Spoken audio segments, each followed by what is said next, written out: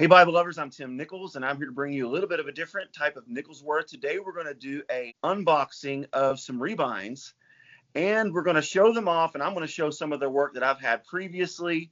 And in the second video, we're going to talk about how to save some money on a rebind. If that's something that you want to do, if you want a custom rebind, you've got somebody like Vitali and Daniel who have an established business, who have a great business model, who have a great reputation, and who really do a great job not only from a craftsman standpoint, but from a business standpoint, then it can be a little expensive, and they're going to share with you some ways to save some cash. But in this first video, we're going to do an unboxing. But before we do all that, I'm going to let these guys introduce themselves. So we'll start with Vitali, and then we'll go on to Daniel. So Vitali, introduce yourself, introduce your business, and let folks know a little bit about you and what you do.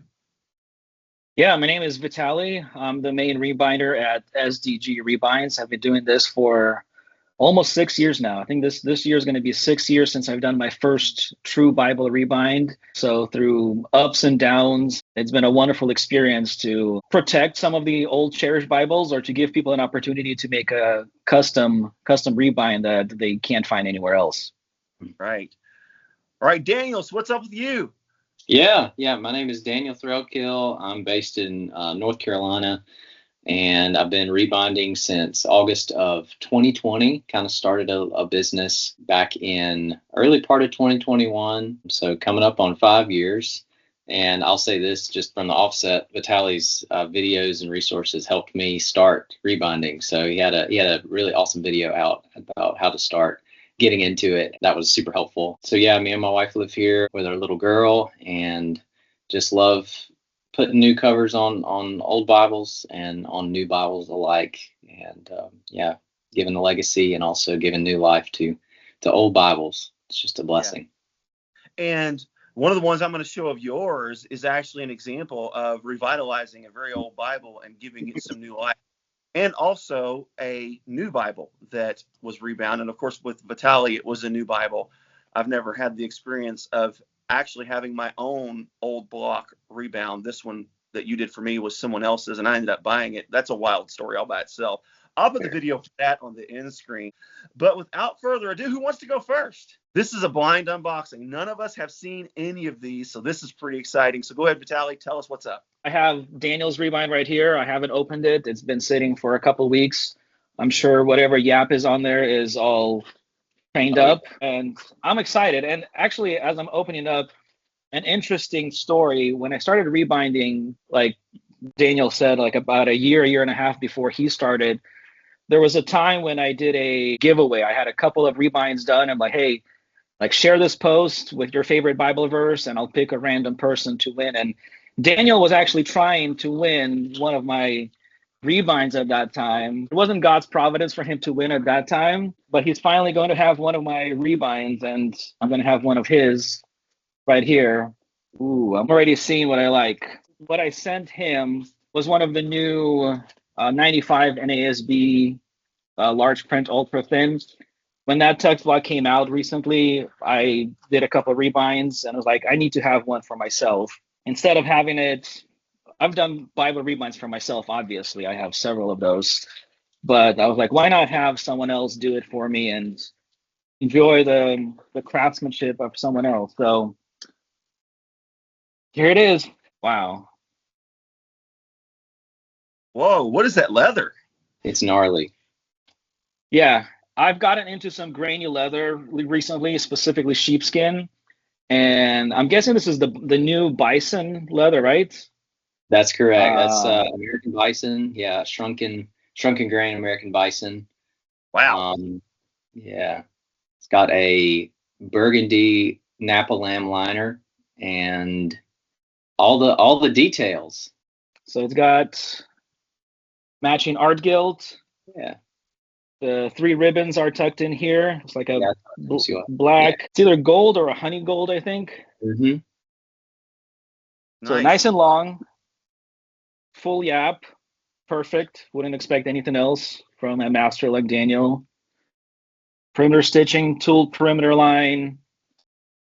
Raised spine hubs. And is this black foil stamping that I see on here? It is, yeah. I like how that stands out more than the blind a little bit. because it really adds a nice little flavor to it. Kind of goes with that black ribbon, something to tie that black together. It's, like you said, it does pop more than just it's like an ultra blind stamping, gives it that look. So this is, man, I've seen this leather being offered, and I've seen you do a couple of rebinds, and the grain is awesome and the feel. And I know how challenging it is to work with super deep grainy leather, because you can't get it split too thin because it'll cut into the grain. And then when you're doing the skiving on the edges for the fold over, just one wrong move and you cut into the leather and it's basically ruined. So there's a lot of headache that goes into leather like this, working with it. I'm doing some super grainy sheepskin, and man, I've ruined like 2 covers that I was working on, pieces of leather, where just like one wrong move cut into it, and it's like, okay, I guess I'll reduce the yap a little bit. Yeah. So Yeah. the fact that, yeah, you were able to get this done perfectly for the yap, and it'll break in nicely. It's thick, but it's supple. Right. Yeah. And for a large Bible like this, it's gonna break in perfectly nicely. So right here, I haven't broken it in any way, and this is really good for basically a straight out of the box rebind. This is this is great. So I love it, and just kind of fairly simple stamping, raised spine hubs. Yeah, thank you. Oh, Thank man. you. This is awesome. Yeah. It I was awesome. love Daniel's spine work. His spine work has that classic old school look that I just absolutely love. So it's just really cool to see how each craftsman, number one, evaluates each other's work and talks about the obstacles of each leather. That's always a fascinating thing to see. But then to admire each other's work, because everybody brings something different to the table, and that really makes it cool. So Daniel, you ready? I am so ready. This is some patience, being brought out. The Lord has been kind in providing enough patience. So yeah, along with kind of Vitaly's thoughts, the super grainy leathers are an absolute nightmare to skive, and that one right there is one of them that's not as difficult. I'll say it acts more like a cowhide. Grain really separates itself kind of from the flesh of the backside. So really glad that worked out there. So the block that I had sent to Vitali is a ESV Classic Reference, or ESV Reference Bible. I think they've changed the name of it. And that is one that I travel with. I take it with me a lot whenever I'm traveling. It's one that I use. It's a familiar layout to me. Double column, center column references, one that I love. All right, here we go. Yeah, we got some trained yap here. I love it. When we talked about doing this, we said we wanted to try some things that we haven't used ourselves, and so I hadn't seen Vitali use any of the shrunken grain bison, and so I'm excited to see what this is. All right, this is beautiful. So this is a nice kind of smooth, almost like an ironed look to a cowhide. Full yap, perfect yap length here. This is awesome.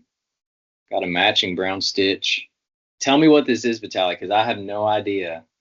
Yeah, so this is one of the new leathers that's actually offered from Vitali Carlo. So this is the Napa Lux leather. They've recently started offering the Loch Ness that I know you've worked with. Yeah, absolutely. And it's kind of becoming a popular option. And actually, Tim has one of those in his possession that he's gonna unbox a little bit later. I did a Bible for myself in the same leather, so we're kind of twinsies. Oh, absolutely. It's just an 84 NIV, and I like the feel. It's got that. It's a little bit more durable than some of the others. Yeah. But with use, I've noticed it does ding up a little bit, so it will break in, develop patina, a little bit more stiffness maybe than some of the than like the Loch Ness, but not too much. So kind of the opposite. You went with a super grainy for me. I went with one of the smoother cowhides. It's kind of shiny, but I'm sure with time it will develop a patina, and I love it. Yeah. And it has all the other bells and whistles as we do. Yeah, full yap. It's got the internal gilt line there. the tooling line on the outside. I love the feel of this. It kind of reminds you, it almost fooled me. I was like, is this a goat skin? It looks like a goat skin when I started kind of getting into it. This is great. So yeah, remind me the name one more time of this. It's the Napa Lux. Napa Lux. From Vitali Carlo. Fantastic. The liner looks like a kind of milk chocolate brown lambskin. Yeah. And really nice feel to it. Kind of a matte brown, which I love. Good matching cardstock end page there. And you did me what's this color of art gilt here? Is this like a? I think it's tea rose. Tea rose, perfect. That's awesome. Yeah. Fantastic. Beautiful work. Beautiful. Thank you. Yeah, I love it. Love it. All right. Well, before we dive into whatever I haven't seen yet, we're going to talk about what I have seen, and this is that PSR Fat Nat. And this leather is wild. I will never forget the first time I experienced it, because this is a goat skin, but it's got like a suede finish on it. And when I opened it, it looks like Pat Nat. Then when I felt this like suede, it was like sensory shock. I didn't know what I was absorbing, but just really beautiful, nice personal size Bible, excellent stitch work. And when I look at Daniel's work, I think of that classic spine. It looks old school. And when I think of Vitali's work, I just think clean, precise. Everything is exactly where it belongs. Everything is exactly where you'd expect it to be. And I mean, he nailed the yap on this, because I'm not quite a full yap guy. I like it just a little bit shy. And it was just perfect. Now, the ones that I'm about to unbox, these are not mine. These are actually for sale if somebody wants to see these. So they may be full yap, they may not, I don't know. But when I have a say in a rebind, I always want it just shy of full yap. Love the tool line. Even though the tool line isn't as visible on this type of leather because of its suede nature, it's still really nice. Red accent stitching. Beautiful spine work with the gold stamping there. And a burgundy lambskin with that single gilt line. Really nice corners. Now, one thing about Vitali that is very interesting, especially with this leather, is, I don't know if you can tell, but he hammers down those corners and it makes them really smooth. So it's like he doesn't focus on getting those perfect little pleats, but instead just a nice little clean corner. Like I said, clean. That's what you really experience when you get his work, is everything is super clean and the measurements are precise. And you open this thing and you just think, you know what? This is just well done, precise work. I just can't imagine you ever miss when it comes to measurements, because it's just so on point. And then with Daniel, this is one I actually ordered from him. I actually sent it to DL Beeman first. This was before Daniel did speckle work on his own. This is the LSB 2 column, and it has the Sokoto goat skin from Saigo leather, and it's the gray, and it's just absolutely beautiful. And as I was saying, you see that spine work. It's just got that old school curved look. And this just really looks like something that I would have seen maybe 100 years ago when it comes to the style. I've got some old books sitting on my shelf over there, and it always reminds me of Daniel's work. And he does a totally different approach on the corners, to where he gets those big, massive pleats. He wants you to see that pleat work, and they just look so sharp. And of course, we have the gilt line. Gilt line is as clean as can be. They both use like a clothy end sheet here. There's definitely several different options when it comes to end sheets. The 2-column LSB, beautiful. And as you can see, I ordered this, so the yap is to my specifications, just shy of full and just perfect. But this one I didn't order. And as I said, this one's got a wild story. And this is a honker of a Bible. This thing is huge. I'm going to put the story behind this Bible on the end screen, because it's come full circle, because I actually had this done for someone else. And they provided the leather, and just a wild story. Just check the end screen out to see that video. But again, look at that spine work. This just looks so classic and so old. And love the accent stitching. It's got the gold accent stitching. And this one has just would be the perfect yap for me. See that gap there? And I don't know what it is about a full yap on a Bible this big. It just looks a little unwieldy, if that's the right word for it. It looks a little out of control for me. Now, I know some people love it, but this is just perfect. And this was factory. This came with the Bible. This is an ASV long primer. and it has the apocrypha in the middle. And you can see those big wide margins. So it's actually laid out different than the text itself. This looks a bit like the Allen Long Primer, the KJV Long Primer. And there are some differences, but still really, really cool. So I love Daniel's work. I love Vitali's work. I'm a hard guy to not make happy when it comes to rebinds because everyone brings their own thing to the table. I've had a couple that I've had to send back. I ain't even gonna lie. There was one guy and he sent me one and I was like, dude, I can't review this. So there are some guys out there that aren't good. And basically, I only make videos for the good ones. We do have things go wrong with that sometimes. Unfortunately, we've had a couple of guys have to go out of business and left some debt outstanding, and that's super unfortunate. But anyhow, this is the first one that Vitali sent me to preview. Awesome. And again, this is going to be available for sale. And I know nothing about these. I don't even know what leather these are. So he'll have to explain all that. This looks like this is probably the thin line. Basically the same text block as the Allen Reader. I've got one of those rebound by JB Bibles. He does some good work too. Anyhow, this looks like an olive.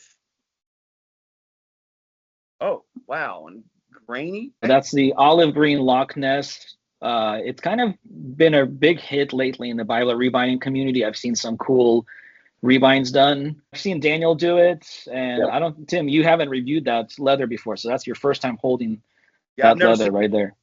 So this is cowhide. Yes. Yeah, I've And got one ready to go back to a customer. Oh, dude, look, it's got a pull-up effect. A little Look at that. bit. Yes. Yeah, that is slick. And you can tell this isn't mine. You know why you can tell this isn't mine? It's a full That yap. touches all the way. And I don't mind it on thinner Bibles like this. This is really sharp. And the matching, check that out. And the stitching is just slight accented. And I like that. And see, if this would have been mine, I would have went with some bold, wild accent because I always like that stitching to pop. But there is definitely a place for that just mild accent where it's not exactly the same color, but that's actually truly an accent stitching. What I do is probably a contrast stitching ultimately, but this really does accent the green very well. And went with like a light brown. Mm-hmm. Liner, really nice gilt line. I love how Vitali Pretty. takes gilt lines and puts them right on the edge of that fold. Wait a minute, you've done something different with this one. That's actually something new that I've changed with my gilt lines. I used to do them after the fold over. Now I do it before, and I'm able to get them closer to the fold over more. So I mean, that's the thing with us rebinders, we're always learning. Right. And we're always changing things here or there. I've gone through different, and I think, Tim, I mentioned to you that I've gone to a different reinforcement material that I put between the cover and the liner. It's going to be hard to feel the difference between your goatskin ESV rebind and these ones. Right. But it's like it's supposed to. It should make it more floppy and softer, more flexible. And who knows? A year later, I'll find a new reinforcement material that's even better, and other techniques. Always learning, always trying to improve, and yeah. I think that's true for any craftsman for any position. This lambskin is interesting because I've never seen a lambskin. I don't know if you can see that on the camera, but that lambskin has a grain. Lambskin is generally kind of smooth. Can you see that deep grain in there? That's man, that is different. I mean, it's all over, front and back. That is absolutely slick. Got his namesake stamped right there on the bottom, and just looks really good.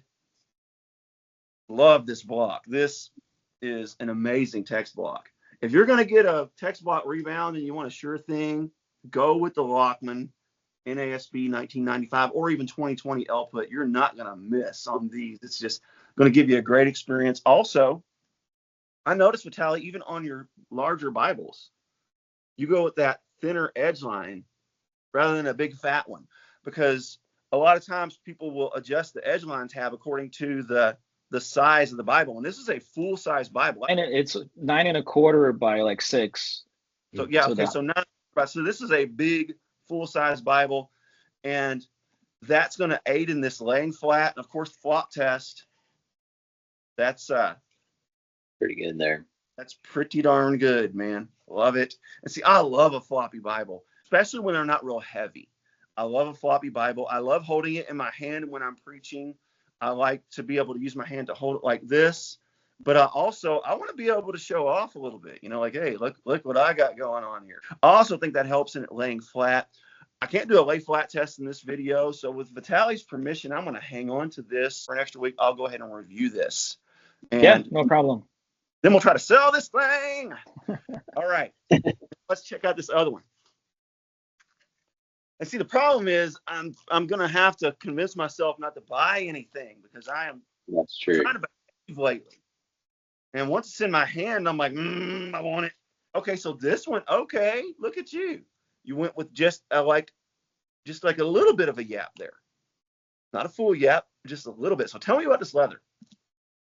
So this leather, we actually need to hold a moment of silence for, because this is the older Sokoto traditional from Seagull that's no longer being produced. Last year, they've changed their tanning process, and so it is no longer that soft or that grainy.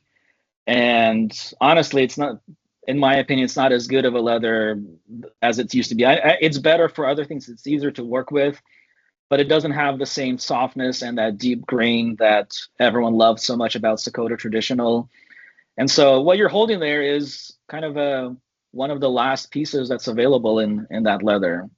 So it should be the same as the gray one you have from Daniel. Yeah, the gray one is going to be the same as the red. The black looks to be kind of a different run of that Sokoto. So yeah. So you're saying these are the same leather?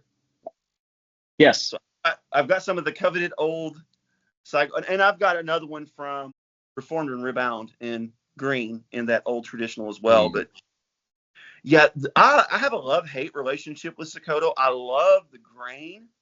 I love the feel, but I'm not in love with some of the more volatile colors. Like this gray right here, I've had no issue with it discoloring.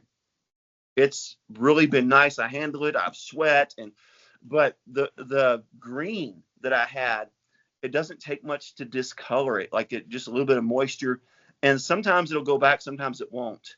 So that's my thing with some of Seigel's leathers is, and if he watches this video, he's probably going to call me. I've had a much better experience with cowhide when it comes to consistency, and Vitali, Carlo, I am telling you, they make some of the best leather. But this red, I've never seen this red before. That's beautiful. It's like a burgundy. Is that what you call it? Yeah, I think the official color is crimson. Crimson. Okay. Yeah. So I was actually, so a little secret. So that one, I was going for a full yap, and then in the skiving process, I made a slight mistake, cut into the leather, and like, well, we can make a minimal yap, and there's still enough leather to use for that rebind. Right. Yeah, it has I think a black sheepskin liner, and then a black art guild, kind of given that. Sheep and not lamb. What's the difference? It's kind of the same animal. There's really no difference. It's just some call it sheepskin, some call it lambskin. Nice. Well, and I didn't even show off the ribbons on the last one, so we'll show off the ribbons on this. And of course, I'll do a full review of both of these just in case folks want to see them before we sell them. But man, this Korean paper is the real deal. It's got those burgundy Beresford ribbons, really beautiful. And again, you went with not necessarily an accent stitching this time, but a matching stitching, and just really nice black art gilding. That used to not be a thing. You didn't hardly see black art gilding, and now it's become really popular, and you see it all over the place. But this is that personal size, and I believe this is the one with the full notes. It's got all the notes. So look, check it out, y'all. Number one, you get a special Vitali Boo Boo Bible. You don't get any more custom than that. Number two, you get a leather that is no longer in existence. So if you see this video and you buy this, you're going to have three special things about this Bible. Are you ready? Number one, the Vitali Boo Boo Bible. Number two, a leather that no longer exists. And number three, I'm going to review this thing. So this Bible is going to be famous. So you want to buy this just for those reasons alone. So again, this one is for sale. And this one is for sale. This one's for sale. This one's for sale. They'll both be featured in the video. So you'll get to see all the bells and whistles and the details, and you'll get to get your nickels worth and really be able to see, does this thing pass all the tests that I would consider a quality rebind? And I guarantee you they will, but you'll get to see those firsthand. So check that out. This video will drop in a couple of weeks. So I got to see the Loch Ness. Daniel got to see the Napa Lux. Again, I know you all probably aren't allowed to express affiliation as to which tannery is your favorite, but I will go on record right here and just get all partisan. But Vitali Carlo makes the absolute best leather in the business. And Seigel does some great work, and I love his work, and I love him. Like I said, if he sees this video, I'm going to get a phone call. But, man, that cowhide is the real deal. And you don't have to react. You all don't say anything. I'll take the bullet on this. But ultimately, it's hard to find a leather I don't like. And just amazing work by both of you. This is just incredible. It's such a privilege. And I mean this. It's such a privilege to be able to see so many different people's work. Even on the rebinds I don't get to keep. Even on the rebinds that I purchase myself. It's such a privilege to see the work. This is great. Now, don't get me wrong. This is great from a craftsmanship standpoint, but from the stitch work, accenting that leather, from just the color choices and this green, this leather that just blows my mind, this Loch Ness, the blind stamping, this just screams me if it just had a little less yap, and I'm not going to buy it. I'm not going to buy you. Okay, so you're going to go to somebody that wants a Tim Nichols official reviewed NASB 1995 output. I've already got one of you. Okay, so stop calling me. Stop talking to me. All right. Well, God bless you all. Keep calm. Jesus on. This was definitely more than a nickel's worth, but I hope you enjoyed it.